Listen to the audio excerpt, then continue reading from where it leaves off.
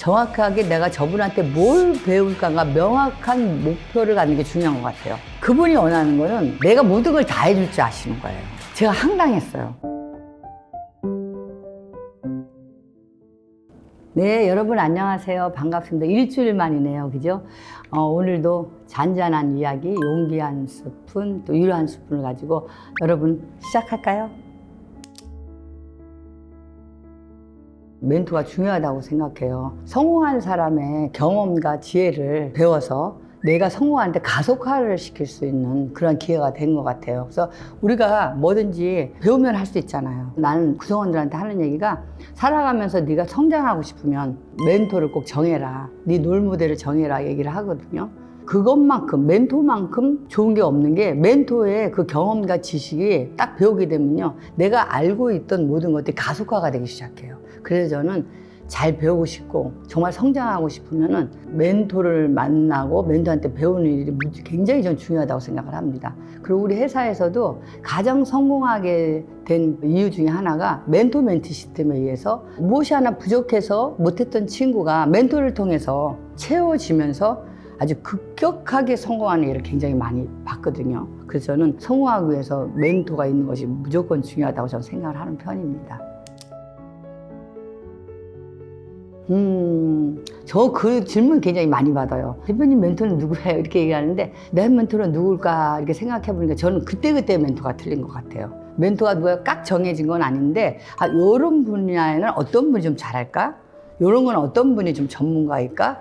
이러한 생각들을 좀 많이 하거든요. 그래서 저 멘토는 내가 필요에 따라 멘토가 좀 많이 좀 달라지는 것 같아요. 그래서 누구라고 꼭 집어서 얘기할 수는 없는 것 같아요. 저는 멘토가 계속 달라집니다.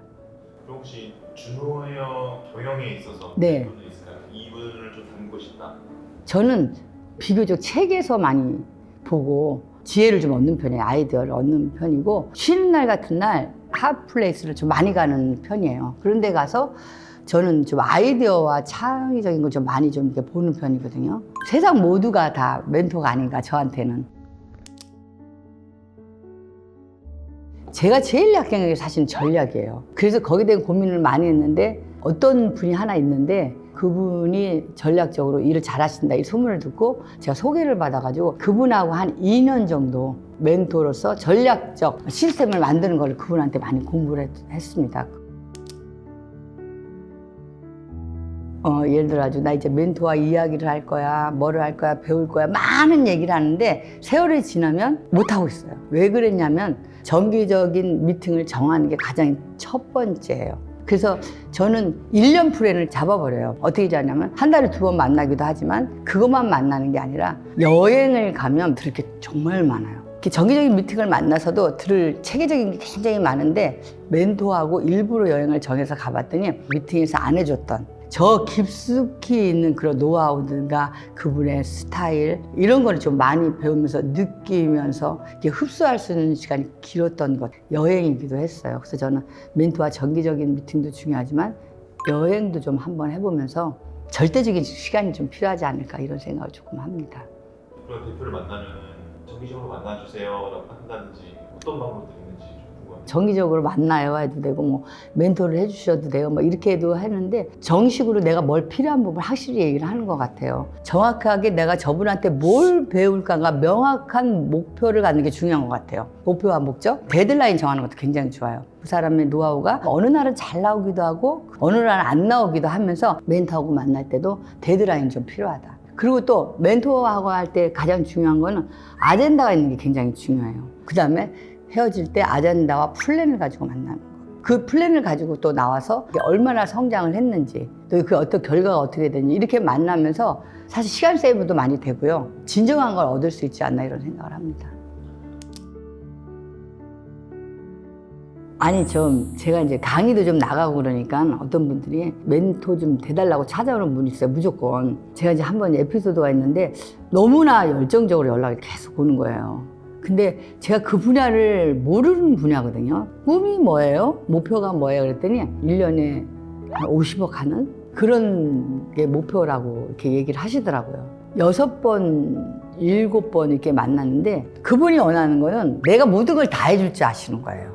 제가 황당했어요. 나는 그 분야도 모르기도 하지만 그 사람 사업에 이래라 저래라 하는 것도 그건 너무 얼건이거든요. 근데 그분은 나를 만나면 모든 것이 다 이루어질 거라고 생각을 하는 거예요.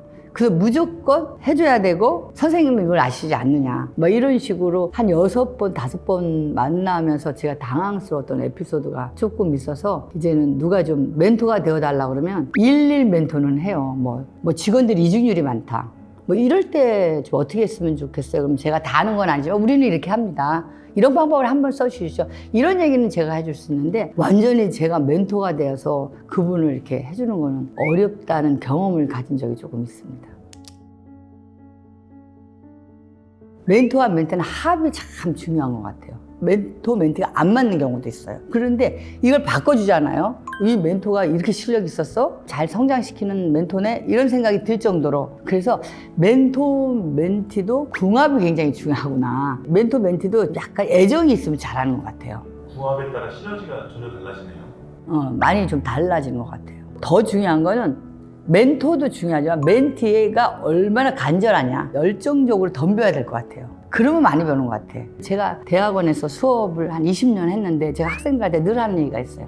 교수는 니들이 배우고자 안 하면은 그냥 가르쳐 주는 것만 가르쳐 준다.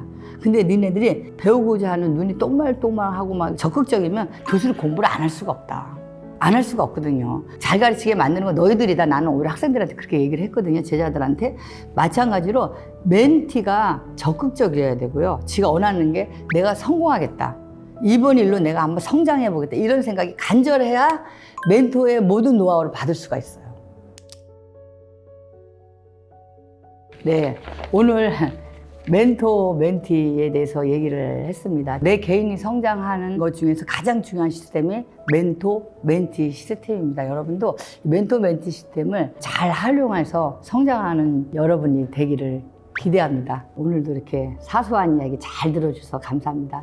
여러분 정말로 사랑합니다.